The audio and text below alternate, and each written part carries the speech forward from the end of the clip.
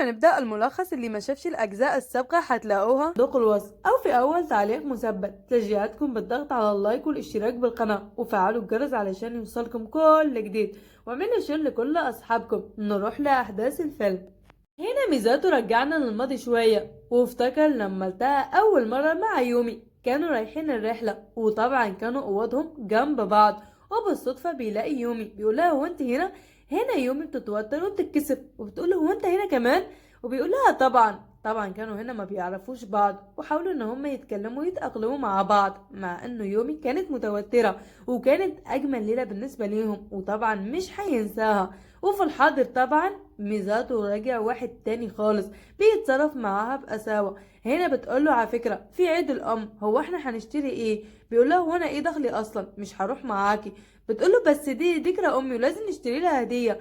بيقول لها طبعا مش هروح، النهارده يوم الاحد واجازتي ولازم ارتاح فيها. وبتقوله خلاص مادام كده زي ما انت عايز. وطبعا يومي زعلت، بس شوية كده بتجيله بستيل ده. طبعا بيتفاجئ ميزوتو لما بيشوفها لابسة كده، بيفضل يبص عليها كده وكأنهم مع بعض، حتى الكتاب يقع من ايده. يومي بتقول له شفت انت كده خلاص خسرت، علشان الاخ مش بيبص الاخت الصغيرة بالطريقة دي. وبتقول له مادام كده انت هتتصرف معايا وكأني انا اختك الكبيرة وهتعمل اي حاجة انا اطلبها منك. وبيضطر ان هو يخرج معاها. وطبعا كان المكان زحمة وبيقول لها هو احنا هنعمل ايه؟ المكان زحمة. بتقول له هو انت ما تعرفش ده اخر الاسبوع طبيعي يكون كده وبتحصل الحادثة دي. بيعتذر منها وبيقول لها المكان زحمة استحمليني شوية. بتقول له خلاص مفيش مشكلة ابقى كده علشان كل شوية هتحصل الحادثة دي بما انه في زحمة. وبيجي للمكان ده بيقول لها واحنا هنشتري ايه؟ يومي بتقول له مش عارفة بس هنشوف. بيقول لها ايه رأيك في الكاسات دول على شكل قلب وحلو كمان رومانسي؟ بتقول له انت واحد غبي. وفي الاخير بيجيبوا لها بقى الورد ده. طبعا مامتها بتتفاجئ وبتتأثر. بيقول لها ميزاتو احنا جبنا لك الهدية دي اتمنى تقبليها. طبعا بتفضل تعيط وبتقول لهم انتوا بجد مفيش زيكم، وبتروح جاري كده زي المراهقين.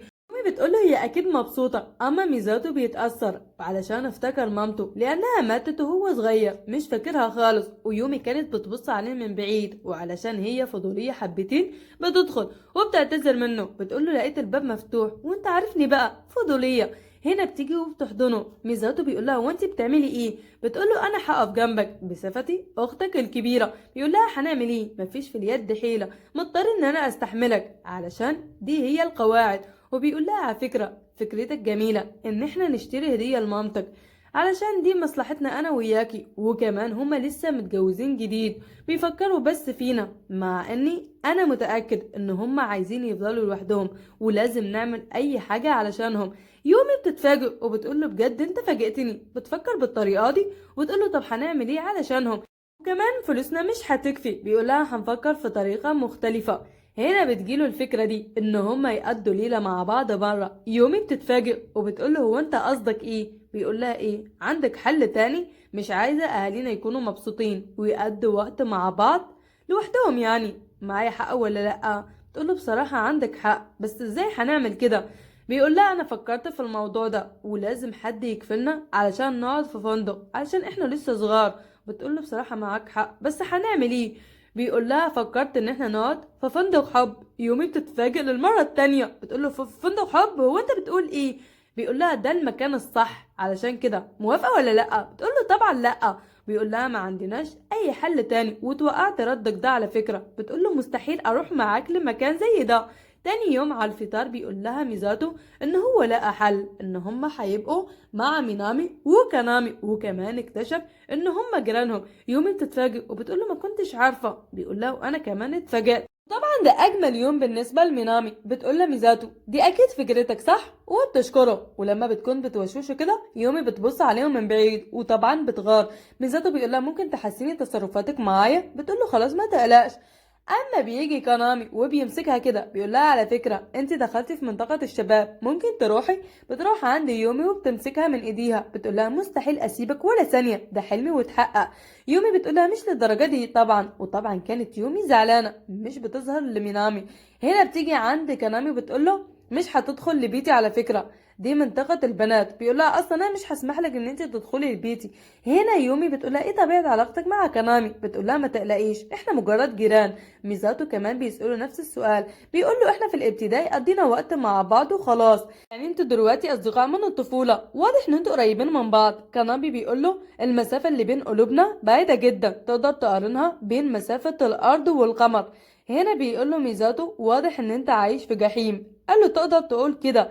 هنا كنامي بيغير الموضوع، بيقول له وانا ممكن اسالك سؤال؟ ايه طبيعه علاقتك مع يومي؟ ميزاتو بيقول له ايه ده، هو انت ليه بتسالني السؤال ده اصلا؟ ممكن تتكلم معايا باحترام. هنا بيساله كنامي سؤال محرج جدا، وطبعا بيقول له مش هرد عليك اصلا ومش هجاوبك حتى لو كان السؤال انا عارفه. هنا بيتكلم باعلى صوت، وطبعا بيقول كلام صراحه ما يتقالش وبتسمعه يومي. طبعا هو قصد ده. يومي بتزعل جدا وبتبعت رسالة لميزاتو ان هو قليل الادب ومنحرف. كنامي هنا بيفضل يضحك عليه، بيقرر ميزاتو ان هو ينتقم منه وبيربطه. بيجيب له رسالة كاتبها لمينامي من ايام الابتدائي، انه كنامي لما يكبر عايز يبقى ضابط علشان يتجوز مينامي ويعيشها بامان. وطبعا مينامي بتسمع الكلام ده وبتزعل جدا، بتقول له هو بجد قليل الادب. يومي بتقولها مش للدرجة دي يعني. اما ميزاتو بيقوله ولسه بتقولي مش قريبين من بعض يا كداب. بيروحوا للمطعم علشان يتعشوا. طبعا المكان ده بيجي كنامي عليه، وكانوا طبعا مش متفقين خالص وبس عايزين يتخانقوا. بيقول لها ميزاتو واضح ان هم اصدقاء حقيقيين من الطفوله. مينامي كنامي بيقول لها احنا مستحيل نكون اصدقاء اصلا. يومي بتقول له بصوا بيتكلموا ازاي، وبيقول لها اصلا هم بيعملوا كده قصدا. هنا بيروح علشان يشرب عصير بعد الاكل، وطبعا ما بيعرفش. بتيجي يومي وبتتمسخر عليه، بتقوله اكيد مش عارف تختار صح، انا هوريك ازاي تعمل. لازم تخلط العصائر كلها مع بعض علشان يديك المشروب اللي زي ده. تقدر تعمل كده؟ يلا جرب، ده دورك. وبيقول لها انا هعمل زيك وهتشوفي. يعني بيتحداها وبيعمل زيها. لما بتروح وبيقعدوا بتفضل مينامي تضحك عليها وبتقولها بس كنت بهزر معاكي، ازاي بتخلطي العصائر مع بعض؟ بتقولها وانت بجد؟ طبعا هنا يومي بتتكسف، عامله نفسها ان هي شاطره، بتقولها بجد كنت بهزر معاكي. كانامي بيقول حتى ميزوتو عمل زيك، يعني انتوا متشابهين مع بعض. وبيفضلوا يتمسخروا عليهم.